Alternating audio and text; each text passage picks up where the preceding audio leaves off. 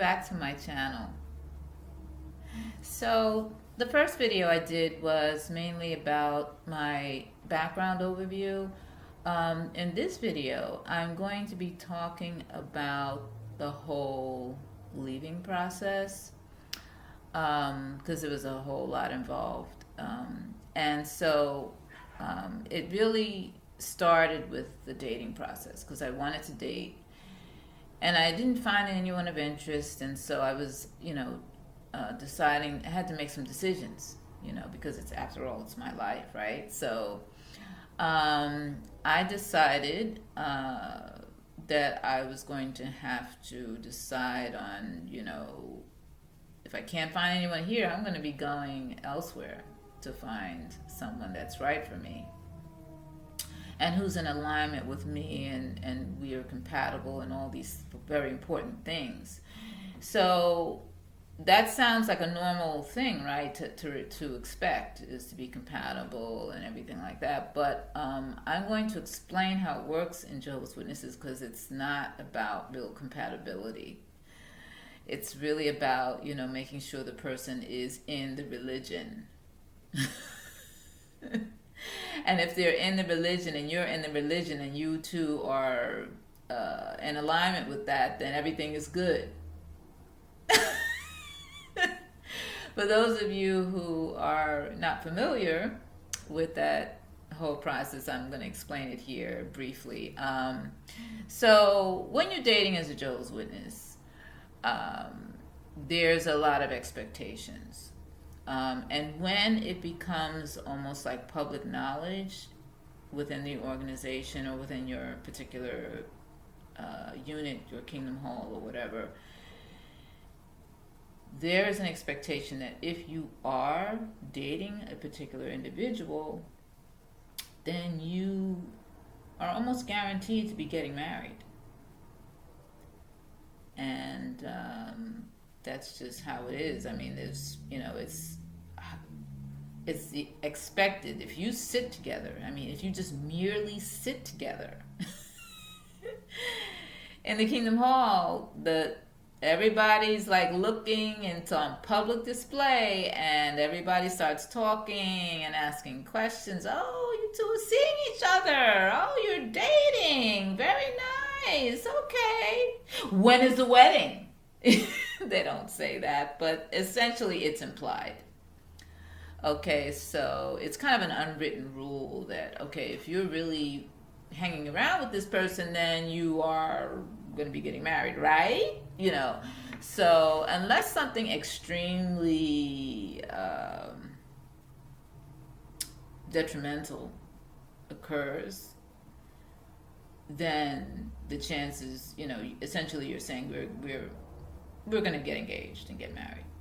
That's what you're essentially saying. And so this creates a lot of pressure, especially on young people. And mind you, they have no experience. And also it's a sin to have premarital sex. And, and then the thing is, you're constantly chaperoned. So when you factor all that in, it's extremely restrictive. It's, you're dealing with people who have no experience. You're dealing with someone who, you have to marry someone who's only in your religion, in the Kingdom Hall. And then that's not good enough. The next question becomes, well, what is he doing to reach out for higher service within the organization? Is he, good example, a good example, according to who? But anyway, that's another question. But the point is that, okay, you found someone you want to marry, but then now it becomes, okay, well, are they good enough? Are they reaching out for more theocratic service? Are they trying to be a pioneer? Are they pursuing material things? It doesn't matter that they have a good job. It doesn't matter that they're doing well and financially capable of taking care of their family, a future family with you, or none of that seems to really matter. And it's very peculiar. And then if the person isn't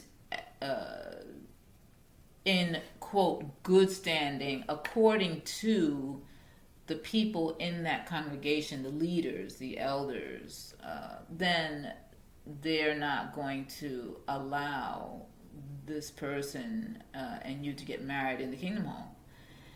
Which is outrageous, because the whole point is that you said you want people to marry within the congregation. You have your scriptures you quote and all that. But yet, now it becomes an even higher level of scrutiny. Oh, well, they're not reaching out for this service. Oh, well, they had an incident about a year and a half ago, and we don't think they're in the best, we don't see them in the best light representative of this organization. So it becomes a PR campaign after you've established that, okay, I found someone, you know, in the religion, you know, like just like you want, just like my parents want, or whatever. So this is what you're dealing with, which is just virtually impossible. I mean, how are you supposed to find someone? Never mind all those restrictions. And so the other thing is that, okay, you go around with a chaperone, very nice, but when you get married, you're not going to have a chaperone. So how are you supposed to know this person one-on-one and really find out if you're compatible on every level? I'm not just talking sexually. I'm talking about in terms of life. What are your life goals? What do you want to do? Well, this is what I want to do. What do you want to do? And are we aligned? Are we, you know, compatible in all these other ways? Because at the end of the day, the chaperone's not going to be here. It's just going to be you and me. Right? So, you know, if you're thinking intellectually or logically speaking, I mean, it just doesn't make any sense. So I decided, so I'm just giving you that background so people understand who are not as familiar with Jehovah's Witnesses what their version of dating entails. So I decided, you know what, that stuff is not going to work for me. I just, hey, you know, that's not going to work. You know, I'm a reasonably educated person. I'm reasonably intelligent. I'm not going to subject myself to all these rules that someone made up. It's ridiculous. Because at the end of the day, I would want my marriage to work, and I would want to work with someone who I'm compatible with. I don't see myself marrying someone who's just, what do they aspire to be? They want to be an elder. And what? What does that do? What is that about? It's just a title? You know, even at the job, I mean, someone who aspires to be a particular title, it's just like, really? Like, do you like what you're doing? What, you know? So these are thoughts, these are things that I think about when I think about people, and, you know, people caught up in titles and, oh, are you on the hierarchy? Are you, you know, getting to a higher level than this other person over here? I don't believe in that. So I know our society is set up that way, which is why it doesn't work very well. But in any case, that's a whole nother discussion. But the point is, I didn't feel comfortable trying to get married to someone like that, whose aspiration is to be some elder or to be someone known in the congregation, and who's going to be, you know, and I got to be sitting up there trying to pretend like I'm, like, you know, really into that stuff. And there's no judgment for anyone who wants to do that, by the way. If that's what you did, or that's what you've done, you know, what you did in the past, fine. I mean, that was the thought process, and I get it. You know, I just wasn't there, you know. So with that, I made a decision that I'm going to be getting married. I'm going to be meeting people. I'm going to be dating. I'm going to find out someone I'm compatible with, and this is what I'm going to do. And I've always been a little bit strong-headed anyway, so that's fine. So that's what I decided to do. And I says, okay, well, this shouldn't be too hard. I'm going to move away from my folks. And so I left the area where they were, because I don't want them, even when I'm dating, I don't want them asking me questions. You know, I don't want them, you know, all up in my business, because at the end of the day, the person's marrying me, not my mother or father. So I says, okay, so, you know, so I got to meet different people, and I've met someone that I was compatible with. after a few years of dating, and then we just really we made a decision and we got married. So before I actually really started dating heavily, I faded. And the way I did the fade was, like I said, I moved away from the area. And I remember specifically one day my mother saying to me, at the time I didn't get it. I didn't really pay attention, but I do remember the conversation. And she says, "Oh yeah, I met someone who lives in your area." I said, "Oh yeah, that's great," because me and my mom were good friends. We had a good relationship, believe it or not. Despite Watchtower, we did. We were very close. And so she said, "Yeah, and they were asking me where you lived, and I told them, I said, I don't remember the town, but I'll." So she started asking me, like, "What town is it again?" She had been to my house a couple of times, but she wasn't into like what towns, because I was in New Jersey and she was in New York, in Westchester. So she was in Westchester and I was in New Jersey. So she's like, "Oh well, what town is that again you're in?" I think I told her the name, but she was just, because someone had asked her, she said, she said she felt kind of silly because she didn't know the town. And this is my daughter and she's living over there and I don't know, I don't remember the name of the town. So that's why she asked me. And so later on I thought about it and I says, "Oh, okay, so the next time people ask, she'll have a town to give them."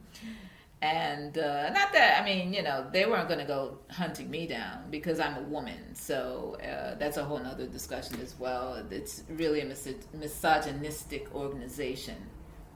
So they don't really pay attention too much to women. The most you can be, as a woman, could be either the wife of somebody who's doing something major, like a district overseer, a circuit overseer, or presiding overseer. My mother was the wife of a presiding overseer, and what they did was change the terminology, so they don't call it that anymore. And then they say, "Oh, well, she doesn't know what she's talking about. We don't use that term anymore." Well, I know what the new term is. It's called Kobe. I'm just messing around, having fun, y'all. But anyway,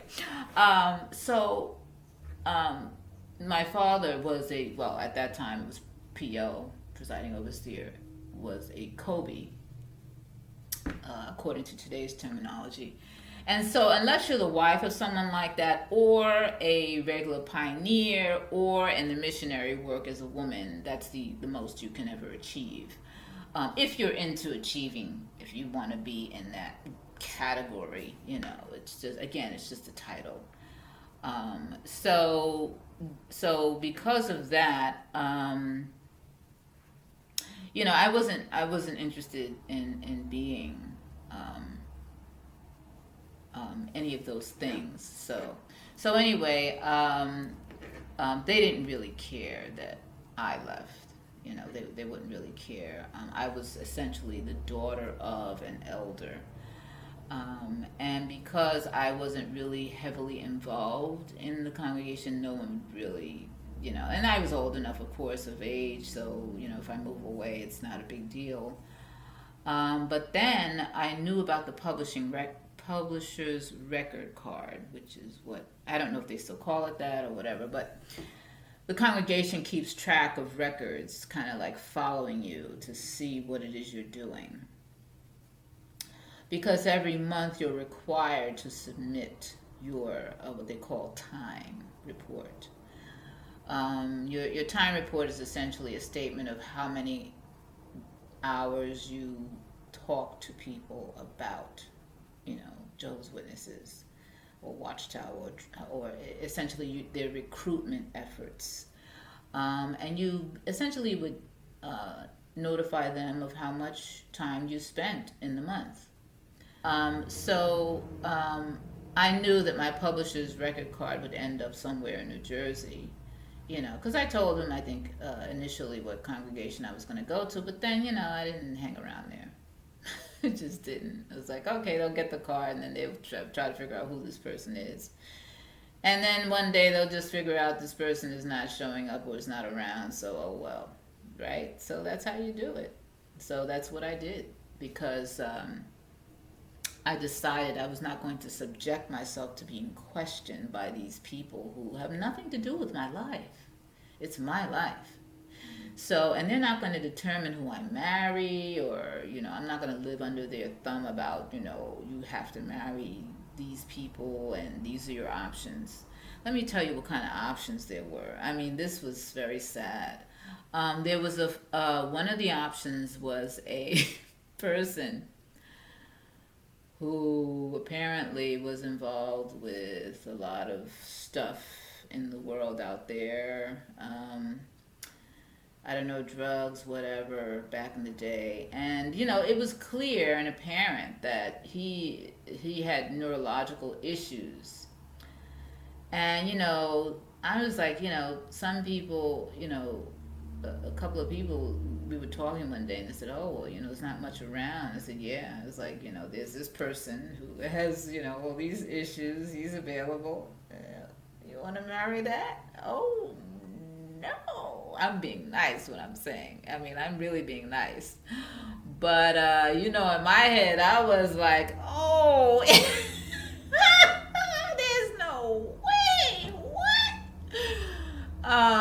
So, but, it's like things like that. And then there was another man who was, at the time, I think he was like 45, still at home with his mother. So, like, who wants to marry that? Sorry, no offense to anyone who's, in those upper years still living at home. I mean, no. Marriage material? No way.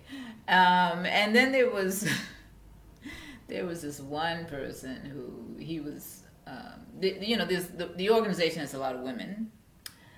And so, there's not that many men, a lot of the men are married, but their own families, right? They aspire to these leadership roles and that they're assigned. So there was one man who, there was two different women who were kind of after him. And he had mental health issues. Not major, but there were some things that were kind of evident. But hey, listen, that wasn't me, but I was just astounded, So, given that kind of thing, and oh, there's one more. There was this other person who, she wasn't like a real friend of mine. She was like an acquaintance, and she was desperate to get married. I mean, I felt bad for her because I was like, wow, she is really like. And she was at the time, she was my age group. And she, in the end, it took her a few years. She was actually, I think she was essentially going crazy to the point where she was just so desperate. Like when you get your mind so fixated, it creates a mental health issue. And so I think she started to develop something, but then she found this man. And let me tell you, he was old. It was sad. I felt bad for her, but she was happy that she was getting married. He was at least 20, 25 years older than her. And you can look at him. It wasn't just the number of the age, because some people are older in age and you can't even tell. You'd be like, what? You're that old? You really look young. No, he was. I mean, he could have, you could clearly see he could have been her father, or possibly even, maybe even close to a grandfather. I mean, I was like, wow.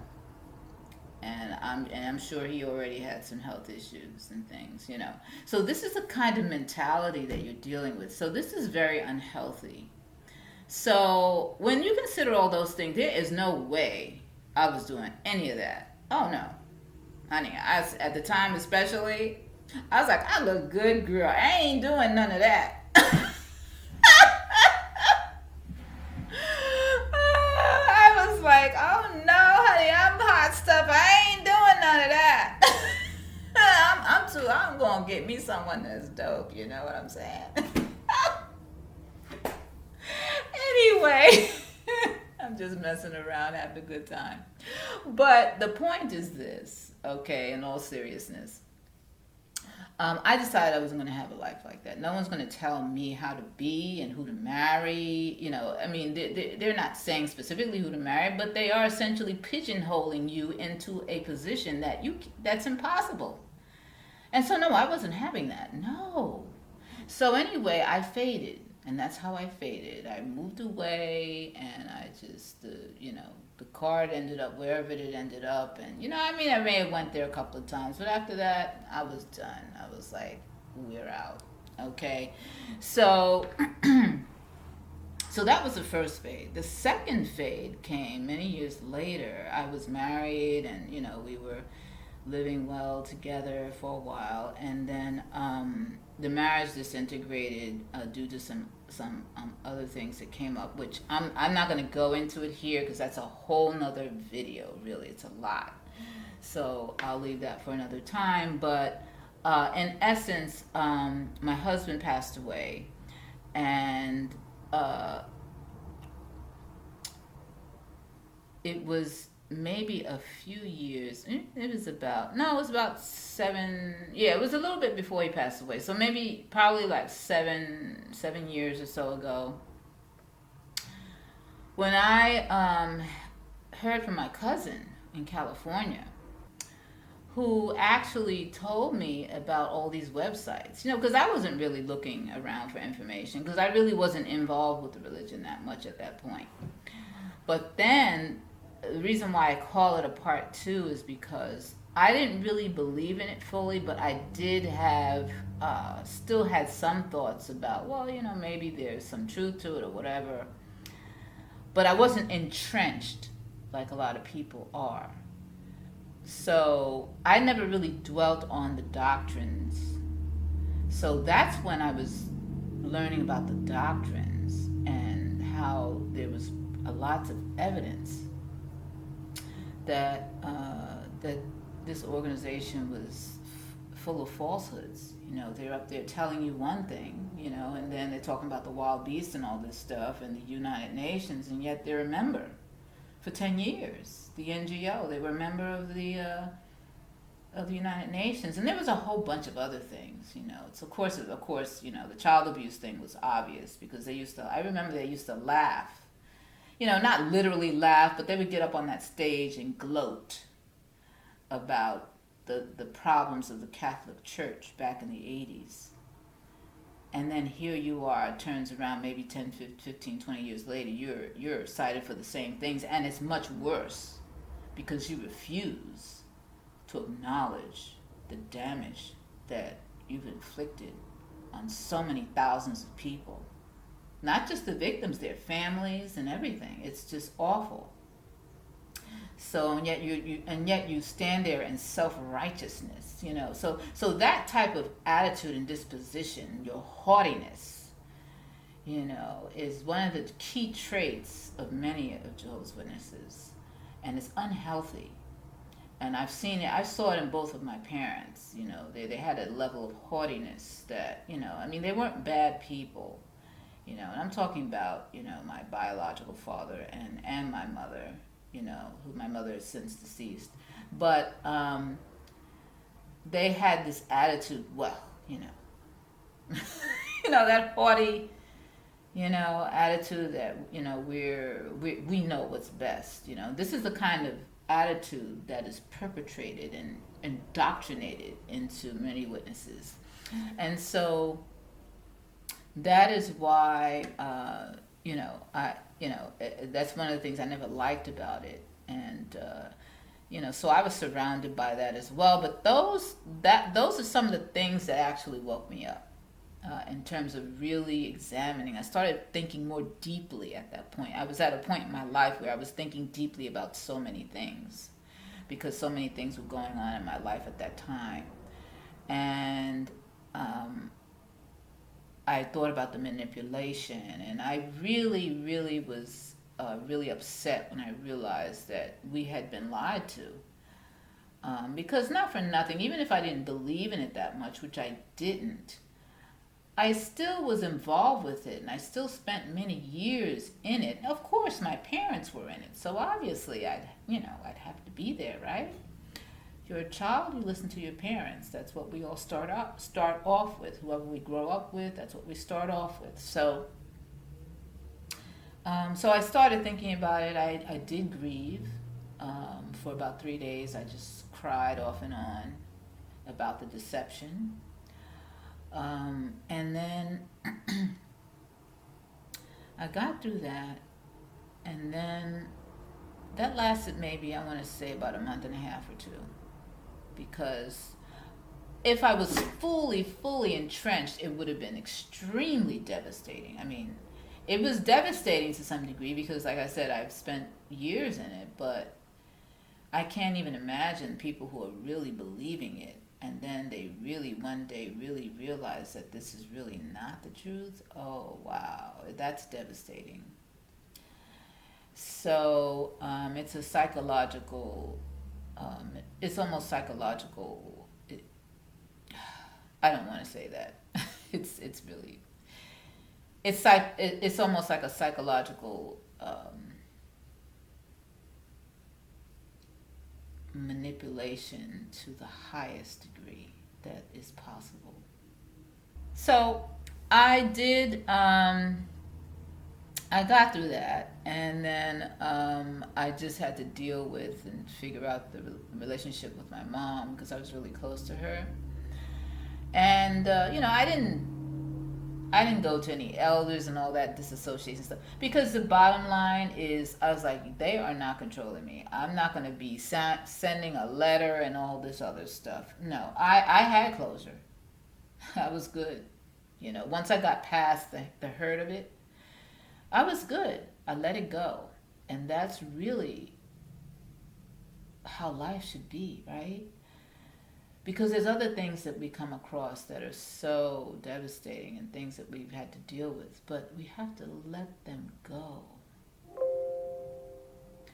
So with that, I'm running out of power. So I'm going to close it here, and I want to thank you for listening. And that's basically how I did my 2-part fade. Take care, and I'll see you on the next video. Thank you.